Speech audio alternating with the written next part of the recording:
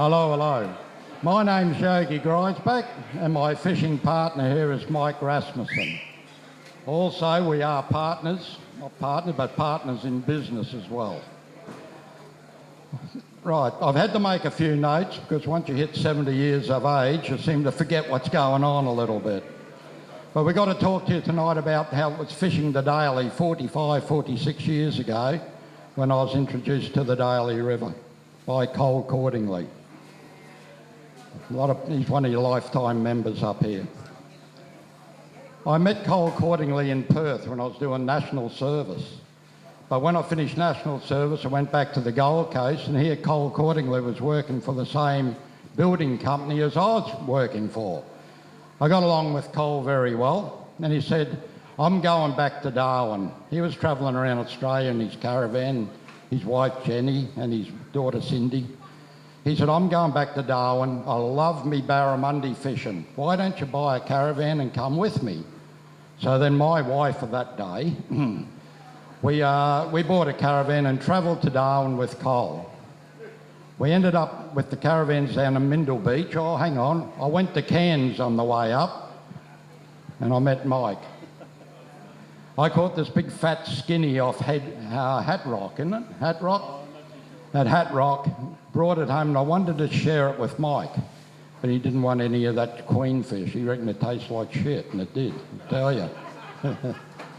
So we went up, come to Darwin. The second day, we had our caravans down at Mindle Beach, right where the casino is now. And the second day, Cole had a Barra trip organised. So out to the East Alligator we go. That took 6 hours to drive out to the East Alligator then.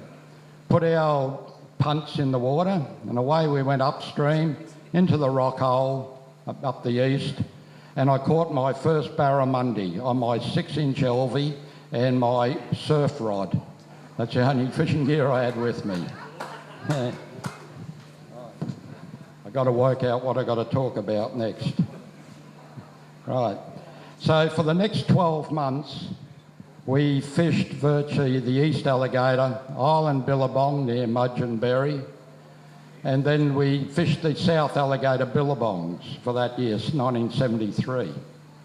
And about Christmas time, 1974, we heard about the Daly River, how it's got beautiful trees, clear water. We said, we'll have to go and have a look at this place, Cole. I think you were about on the scene about then too, Mike. Yeah, I come down one of the first trips. Yeah, and we come down to the Daly here and we started looking around. We heard of Robbie's Sandbar, which we tried to find today but doesn't exist anymore. We started up at the crossing, worked our way down, we camped at Robbie's Sandbar, put our boats in and started fishing, and we got done quite well. Then, hang on, got to check where I am again. Yeah. So each weekend we come down, we'd keep fishing further and further downstream. We had our 12-foot punts, like you, Bob, here, and our 6-horsepower Evinrude outboard motors. Mike had a 4 horsepower and a 12-foot brooker. Yeah. So we started fishing down. Now, Charlie Creek was a fair way down. That's about as far as we used to go. And when we used to go past Browns Creek, we said, God, this is a good-looking spot to camp. So we bush-bashed our way through to Browns Creek. We went looking for that today, been washed away. I believe you don't even go down that way anymore. So we started camping at Browns Creek. And the further we went down the river, the better the fishing got. Right? We were chasing the big ones then, not the small stuff. We were chasing the big ones, and in those days, you'll probably hate to hear this, we used to keep them and sell them. Not good. We don't do it these days. No. But we used to go down and catch reasonable fishing, as you'll see on a video very shortly. But when we're going down further and further, the only names was Browns Creek. Charlie's Creek, and that was about it. We started at Robbie's Sandbar, and if we got to Charlie's Creek, that was a big day. We'd spend all day getting down there and back. Yeah, so the little 4 horsepower was a little bit underpowered. Yeah. So we started fishing downstream further and further, and we're doing quite well. So we'd start around the camp at night, we'd say, listen, where did you get that fish? And you say, well, you know that spot I saw you 2 weeks ago? Well, just down there around there. And we'd say, well, where the hell are you? So we started naming all the positions, all the points here on the Daly River. Right, I'll read a few out of the names that we actually named, and I see it on your fishing charts today. The Golden Mile, which is just down past Charlie Creek, just before the rock bar. We named it the Golden Mile because Cords used to really fish that heavily, and he got some big fish out of it. I think his old man got a 51-pounder out of it. Those days, we used to weigh the fish, not measure them either, like you do today. Right, then we went down to the rock bar. Well, everyone knew where the rock bar is after you hit it 3 or 4 times, lost a few props, right? No Fish Creek, that's just below the rock bar. We named that because the only fish we caught there were all small ones, very small fish. So we named it No Fish Creek.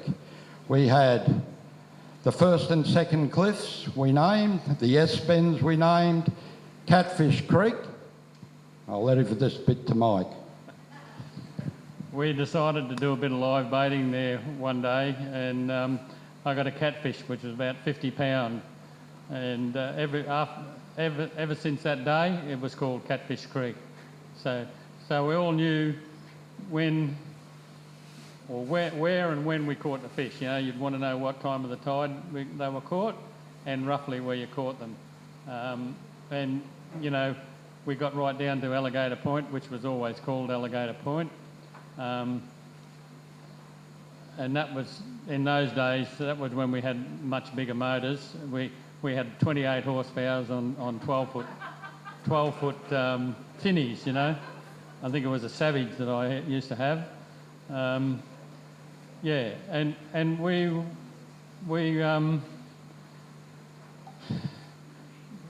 got to know where people were catching fish, and the next morning there'd be a roar down the river.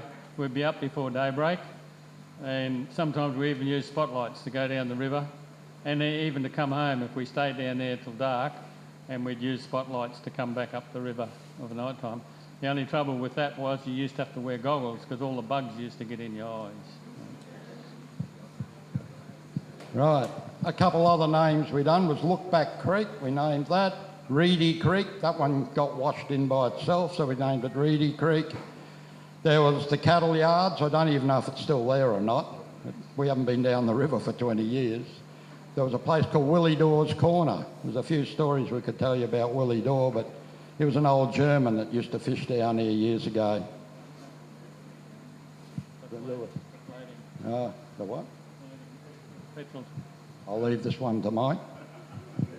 We were coming up through the S-bends one day, and there's an outboard tank floating down the river, and we'll get up a bit further. We go and pick the outboard tank up and put it in our boat, and then we get up a bit further and there's an esky floating, and then oars and all sorts of things floating down the river, and we think, oh, someone must have rolled their boat over, which happened quite regularly.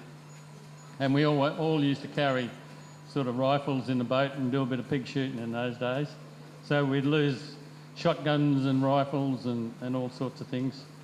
But anyway, we followed it up, and just as we got to No Fish Creek, or the one just above the S's, we saw some more stuff floating out of them. We thought, well, Willie's got to be up there somewhere, or we didn't know it was Willie, but someone's got to be up there, and they've rolled their boat in the current. So we get up there, and here's Willie hanging onto a tree, and he was glad to see us, obviously, because there's a few crocs around in those days, and we ended up getting him going. And when he rolled the boat over, he got tangled up with all his rods beside him, and he ended up with, I think it was 3 trebles in his arm, and he's still got the fishing rods attached to him, and we pull them in, and And he says, don't worry about me, just get me boat going. I think we actually got his boat going that day. We ended up pulling it up on the bank and took the spark plugs out and wound it over, pushed all the water out of it. And then by this time, Willie has cut the trace off his lures, and then cut the hooks off, and cut the other two of the trebles off, and wrapped insulation tape around. And this was, say, Friday or early Saturday. He fished the rest of the weekend with these 3 hooks wrapped around his arm, and then he went and got them out when he got back to town. Right. Still haven't finished naming the creeks we named. Like I said, there was the cattle yards. I don't know if it's still there. We'll find out tomorrow. Lookback Creek, was that there? Lookwack? They used to call it Lookwack. I don't know what the hell that meant, but we called it Lookback. Willie Dawes Corner, and then there was the Lucky Fuck Creek, and I won't go into that one.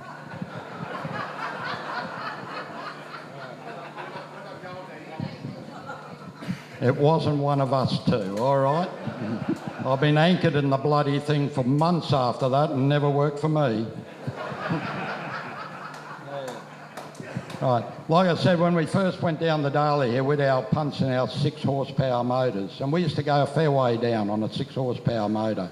We started catching fish, 40, 45 pound, and quite a few of them. We couldn't get back on the bloody plane. So like Mike said today, if you couldn't, you had to fillet your fish or get a bigger motor to get back up on the plane. So that's when we ended up with 20s and 15s, 20s, and then 28 was the biggest motor that we'd ever see on the river. Bit like today, isn't it? Yeah. Like I said, those days we used to weigh our fish, not measure them. We used to throw back the small ones and keep the big ones. Long weekends, Browns Creek was the favourite spot then, but apparently it's all washed away, so we've been told. But Browns Creek was the spot where we used to camp and fish downstream from there. That went on probably for a couple of years, and then this arsehole called Alex Julius showed up. All right. Oh, Alex brought about 4 or 5 tinnies with him with all his mates, going down the Daly River, following us down where we're fishing in our rivers, the creeks that we named, and he'd go back to bloody Darwin and put it in the paper. So that lasted about 2 years, and the Daly then was flooded with fishermen. Oh yeah, don't worry, he's got a lot to blame for. About 1980, I had a call from Ted Egan. And Ted Egan's a Northern Territory country and western singer. And Ted phoned me up and said, oh, can you and your bloody misfit mob up there organise a Barramundi fishing? Because I'm doing a movie with my son Mark about characters of the outback. And I said, sure, Ted, we can organise that. So we're going to show you a movie very shortly on the Barramundi fishing that we've done with Ted Egan on the Daly. It only takes a few minutes, but this is pretty regular, how we used to, the amount of fish that we used to catch and the bigger ones. I don't know how long it's going to take to start the movie. Okay, we're ready to go. Oh, by the way, and Ted said to us, while you're there, because he plays a Foster's phone. Anyone that knows Ted Egan, he sings his songs with a beer carton, Foster's beer carton. And he'd take it out and he says, as much beer as you can drink while we're making the movie. And in those days we had white cans, blue cans, which is Foster's, and the green cans, which is VB, very beautiful. So, and rum was a thing that Mike used to like. Yeah, I never drank much rum, but anyway, we were down here and Ted said, you'll have to have a rum, a Daly River rum. So out come the pannikins, and he filled up each pannikin with about half full and a splash of Daly River water. If ever you've drank one of those, you're doing well, I can tell you. I got about halfway through mine and I was buggered. I just couldn't do any more, you know. Another favourite trick we used to do when we were down there, we'd sit up all night around the campfire getting bitten to death with mosquitoes and all sorts of things. and you've got to tell the story about the mosquitoes. But come sort of midnight, we'd think someone had gone to bed early, you know, and we'd think, oh, we'll stir him up a bit. So we'd get in our boats and go out with a torch or a spotlight, catch about a 4 or 5, maybe 6 foot croc, and tape its snout up, and then bring it back and throw it in their tent, zip it up. Have you ever seen the sides of a tent go flap, flap, flap, flap? You know, and yeah, it was all good. We had a lot of good fun, you know.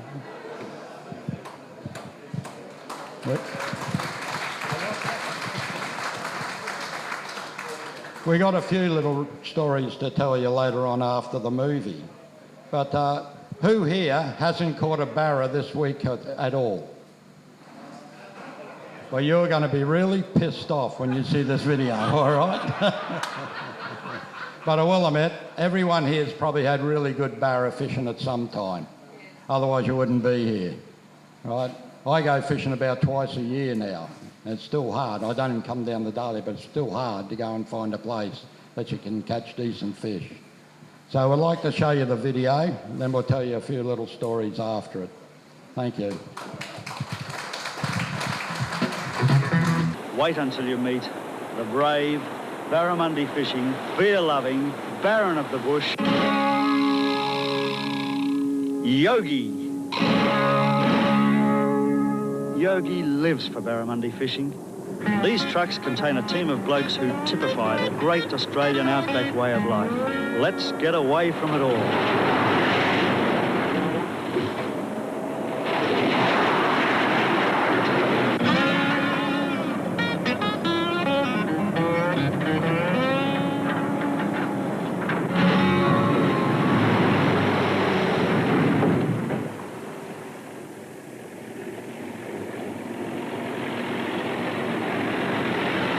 I'd organised to meet Yogi and the boys 30 kilometres downriver from Marge's pub for some real fishing. Hello, Yogi. Hey, Ted.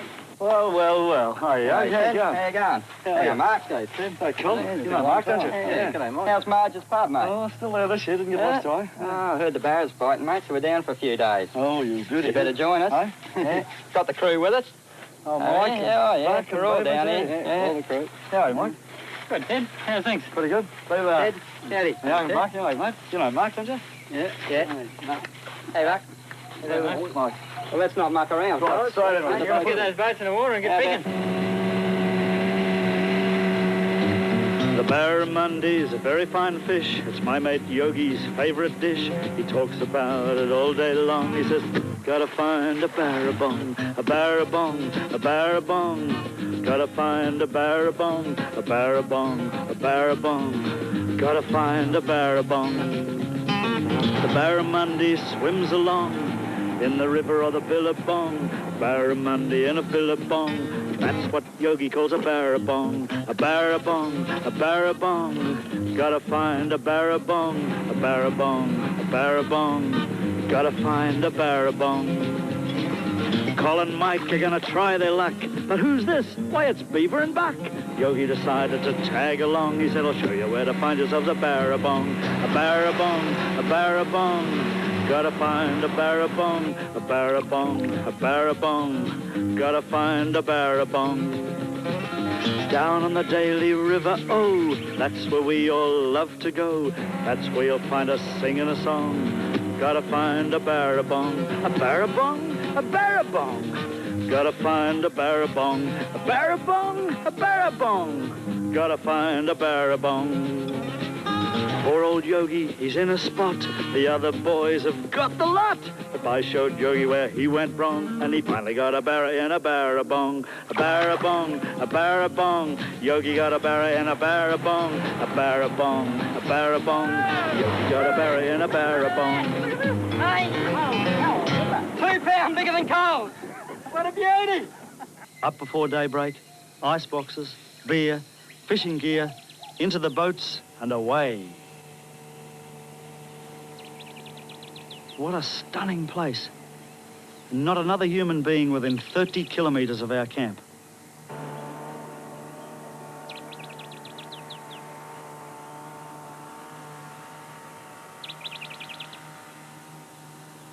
As a vegetarian, Mark wasn't all that enthralled with the fishing, but he was staggered by the wildlife along the river.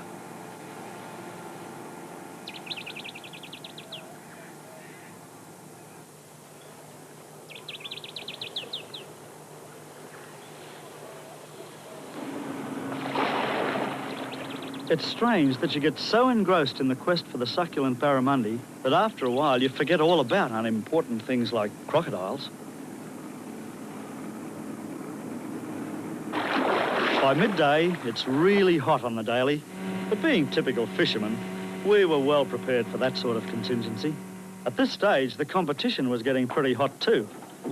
Yes, that's a beauty, isn't it? Bit of a baby, really. Are you going to throw him back, eh? He's a bit small, I think, Mark. I think we can get a bit better than that for the day. Mark was amazed when Mike threw back a 6-pounder, but we were only interested in the big stuff. Col and Graham were onto the big ones right from the start. Show-offs. And Beavis found his own strike zone. Better lift your game, Yogi.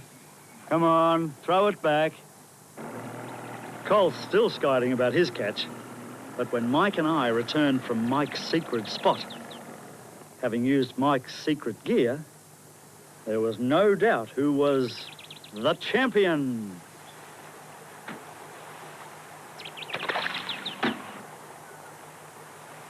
You see some amazing sights along the Daly River. Now, the dingo is one of the most cunning hunting animals in the world. But this crocodile is a descendant of creatures of unsurpassed stealth who've survived in this region for millions of years.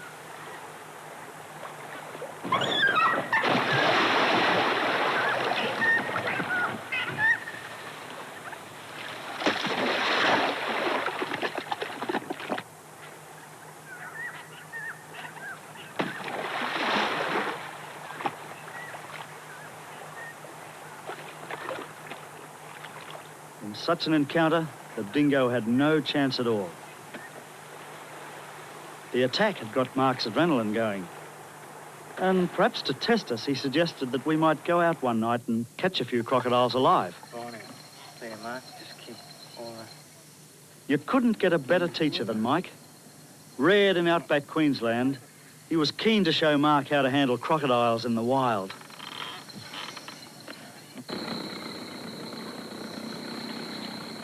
When you use a spotlight at night, you can get closer to crocodiles because they freeze. In the past, I'd always hunted crocodiles in canoes, and that's better. In a dinghy, the noise of the outboard motor makes it harder to get close enough to catch them. But finally, a good one to catch. Straight back. Mark, just grab that stick. Straight back, Mike. All right, here we go. It's only an 8-footer, and easy enough to handle, but as Malcolm Eardley said, it'd take your arm or leg right off. See, Mark, once you've got him, you just hang on to his tail and he's all yours. All you got to do is keep away from his head. You right there, Mike? Okay, let him go. That one was a bit big for Mark to examine, so we went for a few little fellows. Not that the little ones aren't lively. Yeah, Mark, another one.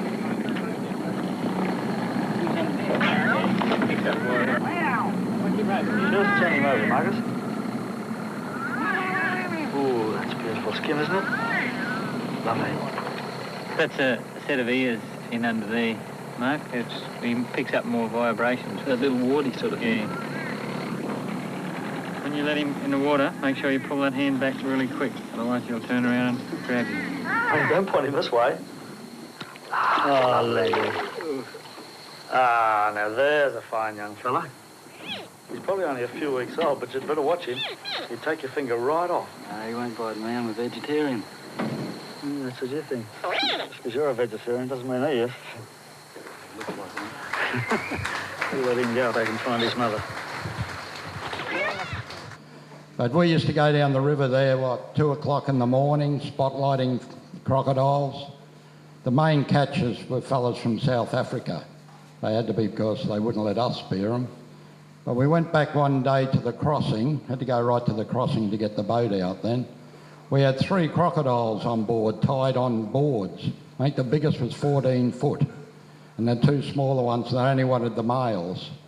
And we got to the crossing, all these people were fishing, and there we pulled up with these 3 huge crocs in the boat, and we said, we don't fish for barra anymore, mate, we go crocodile hunting. Yeah. So we're going to tell you, I'm not going to ask anyone yet because we asked the people to ask us, but we'll tell you a few little things that happened down here. It's probably got not much to do with fishing. You want to start? We were just above the rock bar one day, and Tony Starks, I don't know whether anyone here knows him, he had his wife and 3 kids in the boat. And of course we used to have the odd drink those days, and Tony decided he needed to relieve himself. So he's over one side of the boat with his knees up against the gunnel, trying to relieve himself, and his wife and the 3 kids are all on the other side to try and balance this little tinny. And they're drifting, the wind's blowing down the river and the tide's going out, and there's a big old tea tree that comes straight out from the bank and out and up like that. And Tony's facing upstream, trying to relieve himself. The next thing, he gets a whack behind the head. Over the side he went, and because everyone else was on the other side, it flipped back over the other way. So here we are, trying to pick everybody up out of the river before a crocodile come along, you know. Yeah, so we had some quite interesting days. Right, another one when we were building the RAF base Darwin, building the houses up there after Cyclone Tracy to get all the RAF and their families. They couldn't bring the family back until there was a house for them to live in. So we're down the Browns Creek, camping at Browns Creek, and the fellow by the name of Ray, he worked for us up there as a carpenter. He said, oh, I can't come down to about 10:30, 11 o'clock. I said, I got other stuff to do in Darwin. So all right, we were there, tents up, we're all in bed sleeping, and Ray arrives. Now the mosquitoes, I don't know how they are down here now, but they were really bad then. Ray arrives, starts putting up his tent, and all you could hear, this is about 11 o'clock at night, everyone's in their tents, and Ray's swearing like you wouldn't believe it about the mosquitoes. Bloody, like it wasn't bloody either. Bloody mosquitoes, that's all you could hear. And all of a sudden he gets up and he gets inside, you hear the zipper go, bloody mosquitoes, you're in here too, bloody mosquitoes. And you're going, oh my God, you know. All of a sudden you hear, zzz, come and get me. Come and get me. What the hell's going on here? Come and get me. All of a sudden you hear zzz. He gets some petrol, pours on his tent and lit the bloody thing. That's no bullshit.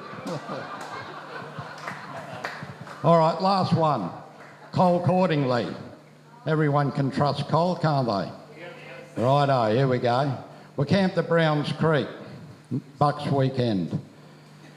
And you had to go to the toilet, you had to pick one of the shovels up and go behind this big log that had been washed up that wet season. But the log went wrong, lifted off the ground a bit and then went back down again. And Jimmy Fraser decided to go to the toilet. So he grabs the shovel, goes out, and we're all sitting there around the campfire and you could see Jim under the log, digging a hole. So what does Cords do? He grabs the other shovel, runs up and old Jim's settling down and accordingly slides the shovel under his arse. He shits on the shovel, so Cole pinches the turd, runs away. But when Jimmy Fraser gets up, he goes, he's looking for his turd and he's looking in his pants. Accordingly, he pinched his turd. All right. Well, I hope the fishing changes down here for you, Mob, and I hope next season there's a lot more water and things are a lot better. So I hope you enjoyed the little bit we put on here. This down here at the Banyan Farm, I could not believe it. I haven't been here for over 20 years, and I just cannot believe what Wally's done down here at the Banyan Farm. It's unbelievable. Yeah. So, and your meals were great, and all you are. Thank you very much. They asked us to ask if anyone wanted to ask any questions, so I don't. A 6-inch Neil's Master, and that was the old balsa wood ones. The blue blue and green, and blue with the red under the throat here, and yellow, I think it was, yellow on the sides. I'd still have a few hidden somewhere. And the other one I used to use a lot was green with yellow sort of stripes down the side. So? Yeah, they never lasted long, in the old balsa wood ones. On big fish, they just chewed them up and spat them out, you know. So unless you hooked them on the side of the jaw, you really never, or right in the mouth. But if they come up out of the water and there's one hook in the top jaw and one in the bottom jaw, you could virtually kiss him goodbye. Yeah. So they just pull the wires out of the lure and they'd be gone, you know. So. No one's asked what we've done with all the fillets. Thank Christ.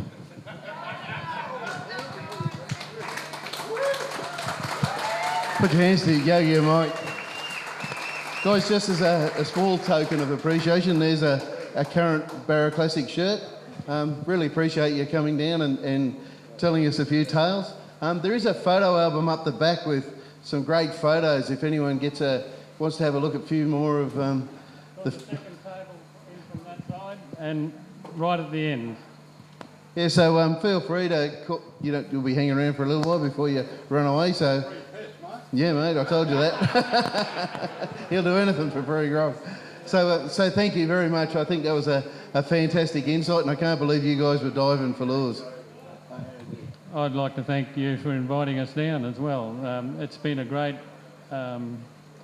we really enjoyed ourselves driving in today and just seeing how much it's changed. And believe me, you really don't know how lucky you are. We spent some horribly miserable nights down here when it was raining and the mosquitoes were bad, and yeah, it was terrible.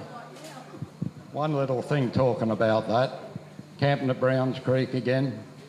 Mozzies were so bad, as soon as it started going dark, you had to get into a two-man tent. And I had the manager of AGC in those days fishing with me for a weekend. And he was pissed and I was pissed, and went on a two-man tent, and I had to get up to have a leak.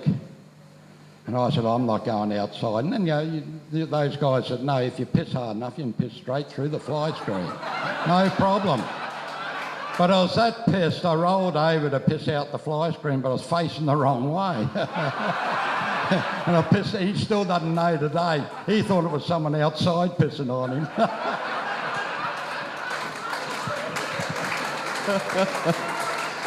Put your hands together, Yogi and Mike.